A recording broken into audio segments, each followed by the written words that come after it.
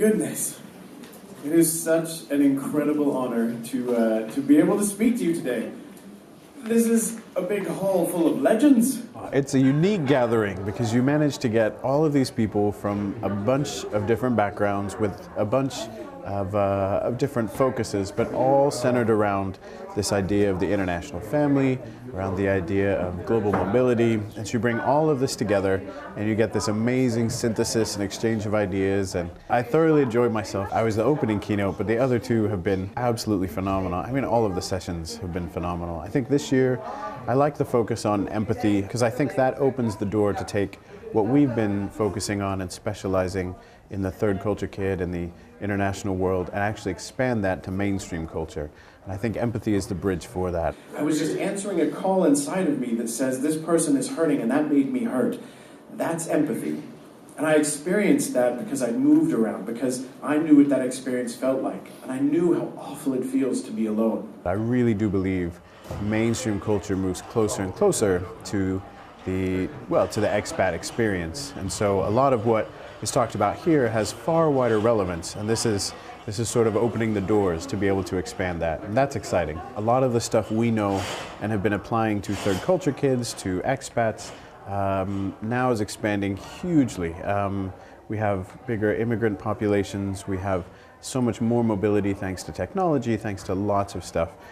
So the cross-cultural field, it's less and less just a tiny specialized field and more basically what everyone is dealing with. Technology is meaning the experience of everyone is coming in line with the experience of the expat community. So we've had things that we've studied, encouraged, and learned about for decades now for this specialized population that now have impact and relevance absolutely everywhere. And that's a huge and expanding field to be a part of. So it's that magical blend of having everyone there because they actually want to be there, and that creates a ton of energy. So you meet a ton of interesting people, you hear a bunch of inspiring ideas, you get to tell your story, and you get to be part of a big story. It's a beautiful thing. Every interaction gives or takes life. There's no such thing as a neutral interaction. Look at the world we live in today. We are capable of so much more interacting. We have social media, we're more connected, we use words like friend and community, we throw them out everywhere, we have so much opportunity for interaction. And yet epidemic loneliness is on the rise, and yet empathy has fallen off, which warns me that despite our increased capability for interaction, not near enough of it is life-giving. We, my dear friends, we know about nakedness, we know what it is to be vulnerable, we know that we have to take action, that we have to invest work into building connections and community.